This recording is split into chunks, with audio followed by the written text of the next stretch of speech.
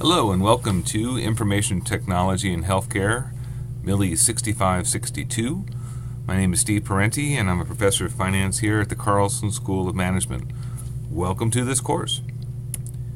So this is our first video lecture for IT in Healthcare, Module 1.1.1, and we're just going to step through some of the basics of this course. So first of all, we have to consider why are you even having a course in Health IT, and I'll step through some of those ideas of what makes it different. We'll talk about some of the course objectives as they exist today. We'll then go into a health information systems overview, which is not too detailed, but enough to get you conversant as to how different pieces are operating. And then we're going to talk about the Health IT clients, and then finally go through some just basic logistics about the course, readings, exams, how to get an A, all sorts of those fun details. So first of all, one question is, who is this course really designed for? And there's a range of folks that are really that are out there. One group is future managers, and those managers could be folks that are getting MBAs, they could be folks that are getting Masters of Healthcare Administration degrees, they could be physicians that are going to be managers. It's a pretty wide range of folks that are out there. Another group could be whether they're providers, insurers, technology folks, both say in the medical device as well as the pharmaceutical space. Insurer basically being the health financing component of all this. There could be consulting companies, and it may be kind of like, wait a second, I thought I was a consultant, I'm not a manager. And if you go to a consulting company, or if you're already there, you know quite well that there are managers that are consultants and vice versa. There are clinicians that are definitely going to be using these systems, electronic health records, even billing systems and reimbursement systems for the future. They need to know how these systems all come together. So when we think about the new market forces that are in play for Health IT, it's quite an interesting world in terms of how things have evolved in this space. So first of all, there's been a major emphasis in the last 20 years or so on quality of care, looking at the overuse of services, the misuse of service, say if someone's taking too many drugs, and also the underuse of services. If somebody is not necessarily getting enough care at the right time, and they can be hurt by that. The internet has also changed quite a bit. People now can search for anything that they want about medical conditions. They may not get exactly the information that they need, or potentially they might get the wrong information. But this idea of consumerism has become a major component of Health IT. And now with electronic health records becoming more widely available, consumers have another area for engagement in that space.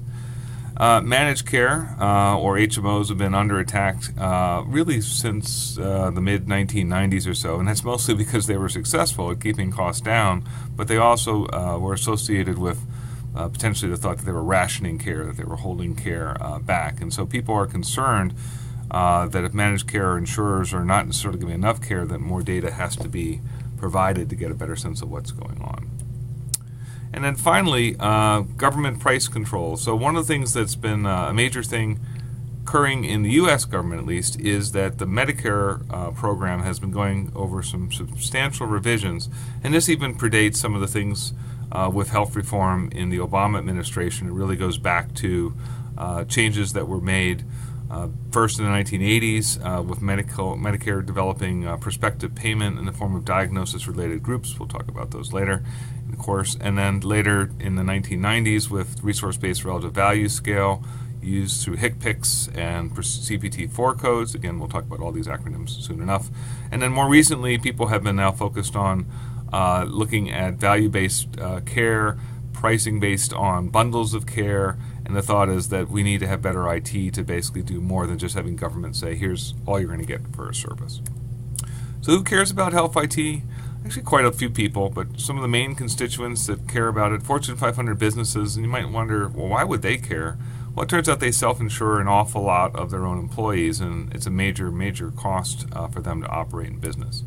Venture capitalist care, it's been a major hot area, particularly in the West Coast lately in the U.S. in terms of putting new money into Health IT. It's actually nothing new. That's been going on for almost 20 years since the dot-com boom, but it's been accelerating recently, particularly with Google Alphabet. Managed care and insurers definitely care. It's their bread and butter in terms of how they pay providers and also how they move money around and how they set up different financial incentives.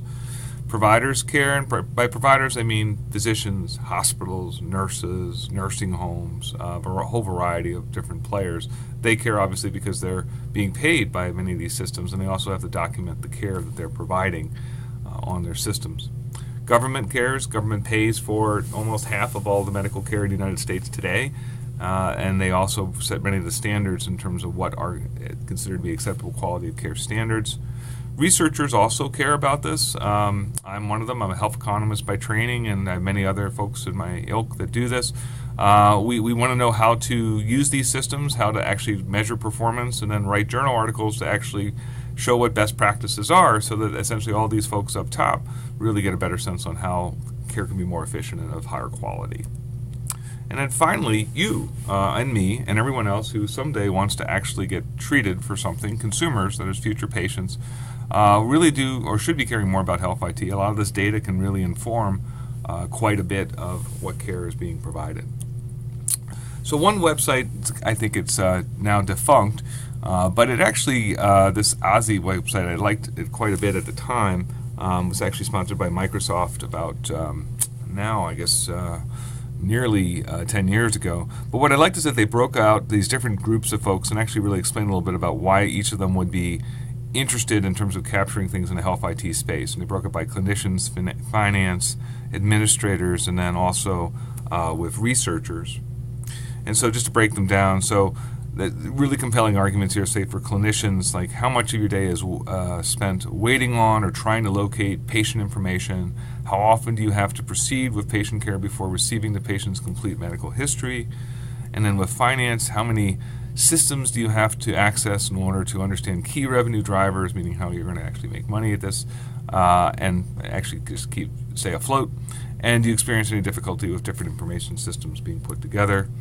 Administrators, whether they be hospital or insurers, but these mostly focus on providers. How much time does your staff spend compiling information for requirements such as JCAHO, which stands for the Joint Accreditation Body? It's actually that name has changed actually going forward. And how many times have you had to delay decisions while waiting for all relevant data? And then researchers, as I mentioned before, if you're doing clinical trials, if you're trying to get different results, if you're trying to mesh, as someone like I do as a health economist, to mesh costs with some of that clinical data, sometimes it's a lot of effort to put clinical data together with financing information. And then the IT piece is a major part too. There's IT support for all these systems is a major component. And one of the things you have to consider is whether or not you're doing a lot of ad hoc reports, that is one-off reports, or you're actually having several different sort of ongoing reports. So we'll talk about more of that in the class as a specific topic. So this concludes our first module, Module 1.1, just an overview of the class, and stay tuned and we'll dive into more health IT. Take care.